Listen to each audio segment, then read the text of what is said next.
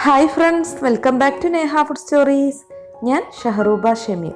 ഞാൻ ഇന്നിപ്പോൾ ഇവിടെ വന്നിരിക്കുന്നത് വളരെ വ്യത്യസ്തമായ ഒരു അടിപൊളി മട്ടൻ കറി റെസിപ്പിയുമായിട്ടാണ്. ചോറിൻ്റെയും ചപ്പാത്തിയുടെയും അപ്പത്തിൻ്റെയൊക്കെ കൂടെ കഴിക്കാൻ പറ്റിയ ഒരു അടിപൊളി മട്ടൻ കറി. അപ്പോൾ ഇത് എങ്ങനെയാണ് ഉണ്ടാക്കുന്നത് എന്ന് നമുക്ക് നോക്കാം. അപ്പോൾ അതിന് വേണ്ടി ആദ്യം തന്നെ ഒരു പാനിലേക്ക് 3 ടേബിൾ സ്പൂൺ വെളിച്ചെണ്ണ ഒഴിച്ചു കൊടുക്കാം. ഇതിലേക്ക് 1/4 ടീസ്പൂൺ ഉലുവ ചേർത്ത് കൊടുക്കാം.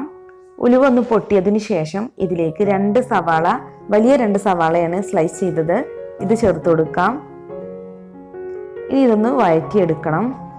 സവാള നന്നായി സോഫ്റ്റായി വരണം. അപ്പം നമുക്കിതിലേക്ക് കുറച്ച് ഉപ്പ് ചേർത്ത് കൊടുക്കാം.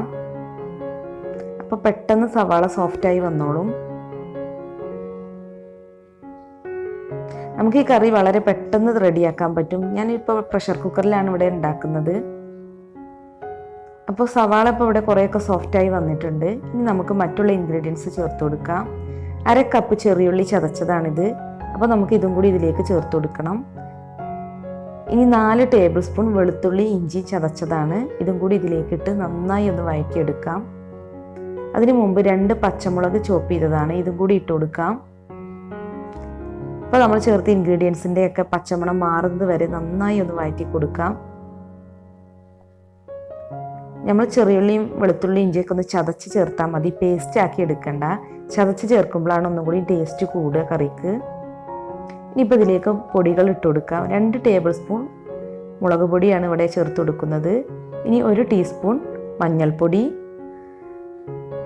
മല്ലിപ്പൊടി 1 ടേബിൾ സ്പൂൺ, അതുപോലെ 1 ടേബിൾ സ്പൂൺ ചതച്ച കുരുമുളകാണ്,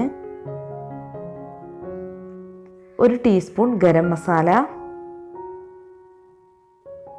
1/2 ടീസ്പൂൺ വലിയ ജീരകം പൊടിച്ചത്, 1/2 ടീസ്പൂൺ ചെറിയ ജീരകം പൊടിച്ചത്. ഇനി ഇതെല്ലാം നന്നായി ഒന്ന് മിക്സ് ചെയ്ത് കൊടുക്കണം. ഈ പൊടികളുടെ എല്ലാം പച്ചമണം മാറുന്നത് വരെ വഴറ്റി കൊടുക്കാം നമുക്ക്.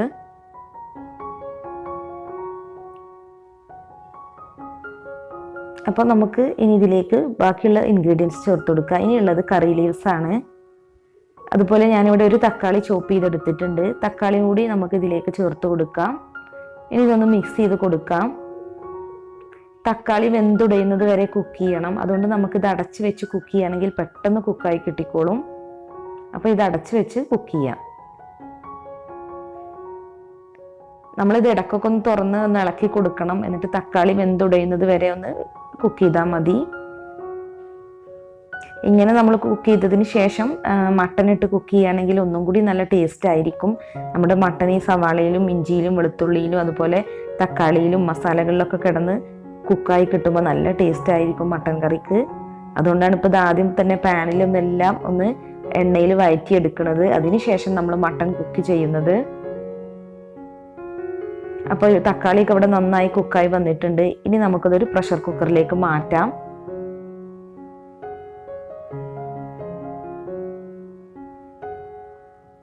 നമുക്ക് പ്രഷർ കുക്കറിൽ കുക്ക് ചെയ്യുകയാണെങ്കിൽ മട്ടൺ പെട്ടെന്ന് കുക്കായി കിട്ടും. പിന്നെ വിറകടുപ്പിൽ മൺകലത്തിലൊക്കെ കുക്ക് ചെയ്യുകയാണെങ്കിൽ ഒന്നുകൂടി ടേസ്റ്റ് ആയിരിക്കും കേട്ടോ. അപ്പോൾ ഞാനിവിടെ 1/2 കിലോ മട്ടനാണ് എടുത്തിട്ടുള്ളത്. ഇത് നന്നായി കഴുകി വൃത്തിയാക്കി വെള്ളമൊക്കെ വാർത്തെടുത്തതാണ്. വലിയ പീസായാണ് ഇവിടെ കട്ട് ചെയ്തെടുത്തിട്ടുള്ളത്. മട്ടൺ ഇപ്പം ഞാനിവിടെ 3-4 പ്രാവശ്യം കഴുകി വൃത്തിയാക്കി എടുത്തതാണ്. എന്നിട്ട് വെള്ളം വാർത്തെടുത്തു. അപ്പോൾ ചെറിയ പീസായി കട്ട് ചെയ്യുകയാണെങ്കിൽ നന്നായി മസാലയൊക്കെ പിടിക്കും. ഞാനിവിടെ വലിയ പീസായാണ് കട്ട് ചെയ്തിട്ടുള്ളത്. അപ്പോൾ നമുക്കിനി ഇത് പ്രഷർ കുക്കറിലേക്ക് ഇട്ട് കൊടുക്കാം. എന്നിട്ട് ഈ മസാലയുമായി നന്നായി മിക്സ് ചെയ്ത് കൊടുക്കണം. അപ്പോൾ ഇനി ഇതിലേക്ക് കുറച്ച് ഉപ്പും കൂടി ഇട്ട് കൊടുക്കാം. ഇനി ഇതെല്ലാം കൂടി നന്നായി ഒന്ന് മിക്സ് ചെയ്ത് കൊടുക്കുക. അപ്പോൾ ഇതിലേക്ക് ഇപ്പം നമ്മൾ വെള്ളമൊന്നും ചേർത്ത് കൊടുക്കണ്ട. ഈ മട്ടൺ കുക്കാവേണ്ട വെള്ളം ഇതിൽ തന്നെ ഉണ്ടാവും. അപ്പോൾ നല്ലവണ്ണം മിക്സ് ചെയ്തിട്ട് നമുക്ക് ഈ കുക്കറിൻ്റെ അടപ്പ് വെച്ച് ഇതൊന്ന് മൂടി കൊടുക്കാം. എന്നിട്ട് ഫസ്റ്റ് വിസിൽ വന്നു കഴിഞ്ഞാൽ സിമ്മിലേക്ക് മാറ്റണം. എന്നിട്ടൊരു 5 വിസിൽ വന്നു കഴിഞ്ഞാൽ ഫ്ലെയിം ഓഫ് ചെയ്യാം. എന്നിട്ട് ആവിയൊക്കെ പോയതിന് ശേഷം തുറന്നാൽ മതി. അപ്പോഴേക്കും നമ്മുടെ മട്ടൺ റെഡി ആയിട്ടുണ്ടാവും. ഇപ്പം ഇതിൻ്റെ ആവിയെല്ലാം പോയിട്ടുണ്ട്. ഇനി നമുക്കിതൊന്ന് തുറന്ന് നോക്കാം. പുതിയ കുക്കർ ആയതുകൊണ്ട് കുറച്ച് ടൈറ്റാണ് തുറക്കാനൊക്കെ ആയിട്ട്. ഇപ്പം നമ്മുടെ കറി ഇവിടെ റെഡി ആയി വന്നിട്ടുണ്ട്. ഗ്രേവിയൊക്കെ നല്ല തിക്ക് ഗ്രേവി തന്നെയാണ്. നമ്മൾ വെള്ളമൊന്നും ചേർത്തിട്ടുണ്ടായില്ല. അതുകൊണ്ട് നല്ല തിക്ക് ഗ്രേവി ആയി കിട്ടിയിട്ടുണ്ട്. അപ്പോൾ നമുക്കിതൊരു സെർവിങ് പാത്രത്തിലേക്ക് മാറ്റാം. നല്ല അടിപൊളി കറിയാണ് കേട്ടോ, നല്ല ടേസ്റ്റാണ്. അപ്പോൾ എല്ലാവരും ഒന്ന് ട്രൈ ചെയ്ത് നോക്കുക. പൊറോട്ടയുടെയും അപ്പത്തിൻ്റെയും ചപ്പാത്തിയുടെയും ഒക്കെ കൂടെ കഴിക്കാൻ പറ്റിയ നല്ലൊരു കറിയാണിത്. അപ്പോൾ എല്ലാവരും ഒന്ന് ട്രൈ ചെയ്ത് നോക്കുക, എന്നിട്ട് ഫീഡ്ബാക്ക് അറിയിക്കുക. അപ്പോൾ എല്ലാവരും തുടർന്ന് എൻ്റെ വീഡിയോസൊക്കെ കാണുക, സപ്പോർട്ട് ചെയ്യുക. അപ്പോൾ ചാനൽ ഇതുവരെ സബ്സ്ക്രൈബ് ചെയ്യാത്തവരുണ്ടെങ്കിൽ ഒന്ന് സബ്സ്ക്രൈബ് ചെയ്യണേ. ഇനിയും ഇതുപോലുള്ള നല്ല റെസിപ്പീസുമായി നമുക്ക് വീണ്ടും കാണാം. Thanks for watching my channel.